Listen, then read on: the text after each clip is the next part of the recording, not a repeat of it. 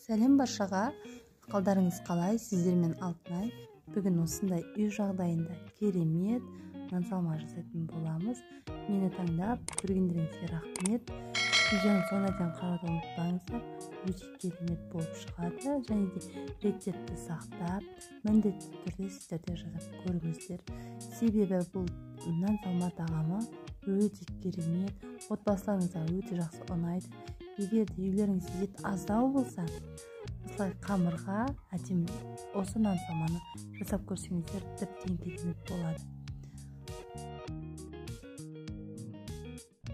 Ұстаған оразаларыңыз қабыл болсын. Осы нан салма тағамын әр елде, әр ұлтта әртүрлі айтады. Біздің ауылдың өзінде нан салма дейді. Ал сіздерде қалай айтады? Пікірді жаза кетіңіздер. Сіздерде осылай жасайсыздар ма? Мен ең алдымен осылай картошкаларымды аршып алдым. Одан кейін сәбіз қостым, сосын пиязды алдым. Жақсылап барлығын жуып алып, барлығын бірдей етіп турап шығамын. Яғни кубиктап турап шығамын.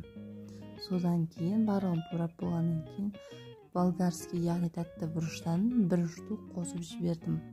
Осылай барлығын жақсылап турап болғаннан кейін ең алдымен етімізді баяу отта жақсылап қызартып, екі шетін қызартып, 15 минуттай пісіріп алатын боламыз.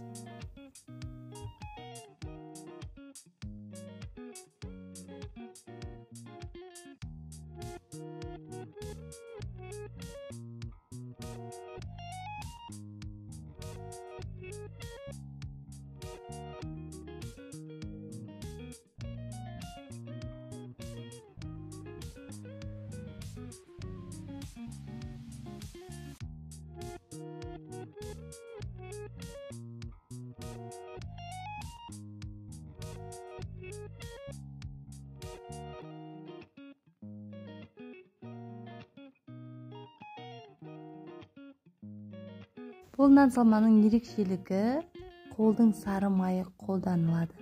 Яғни қолдың сары майына барлығын қуырып алатын боламыз. Қолдың сары майын қолдансаңыздар, тамақтарыңыз өте керемет дәмді болып шығады. Өйткені қолдың майының дәмі өте дәмді шығады, тамаққа керемет дәм береді. Сол себепті сіздерге де қолдың майымен осы нан салманы жасасаңыздар өте жақсы деп кеңес айтар едім.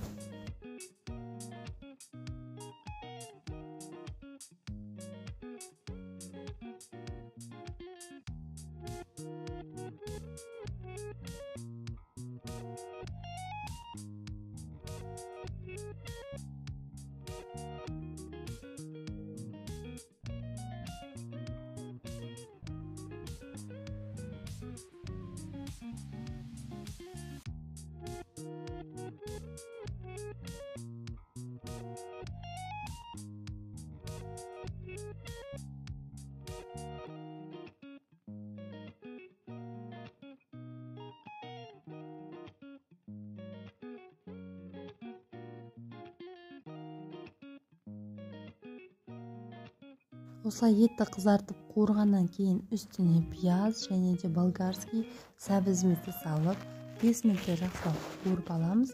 Одан кейін үстіне картопымызды салып кішкене араластырамыз. Сосын үстіне бір чайный ложка, яғни шай қасықпен томат салып жақсылап араластырып, үстіне кез келген мөлшерде, яғни біздің жасалған ішіндегі салмамыз бататындай етіп су құясыздар. Одан кейін дәміне қарай тұз, приправа, сосын лавр жапырағын салып, жақсылап баяу отта қайнатасыздар. Одан кейін келесі біз қамырына көшеміз.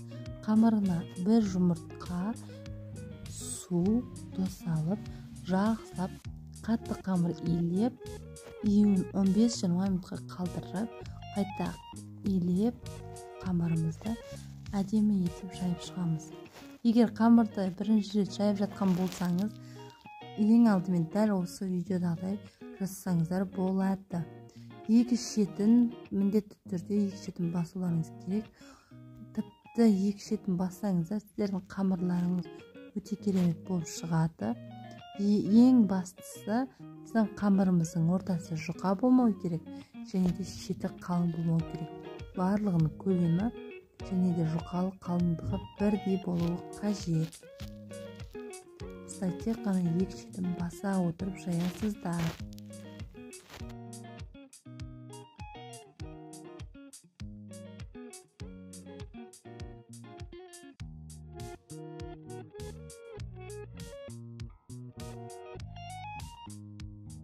Қамырымызды жайып болдық.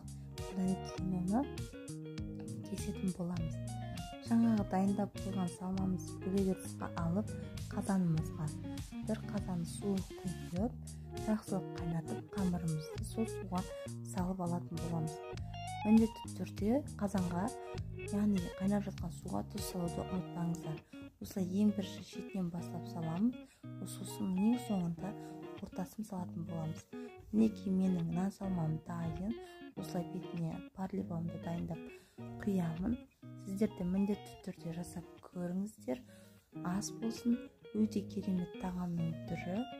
Мені жоғалтып алмас үшін менің YouTube каналыма жазылып қойыңыздар. Сіздерге алдағы уақытта керемет рецепттермен бөлісетін боламын. Видеоның соңына дейін қарағандарыңыз үшін көп рахмет. Мені қолдап, бағалап, пікіріңізді қалдырып кетіңіздер. Егер рецепт ұнаса сақтап, достарыңызбен бөлісе отырыңыздар. Назарларыңызға көп рахмет. Сіздерде нан салма осылай жасала ма? Комментарияға пікіріңізді қалдырып кетіңіздер. Кешірім сұраймын. Менің кішкене тамағым ауырып тұрғандықтан менің даусым осылай болып тұр. Ас болсын.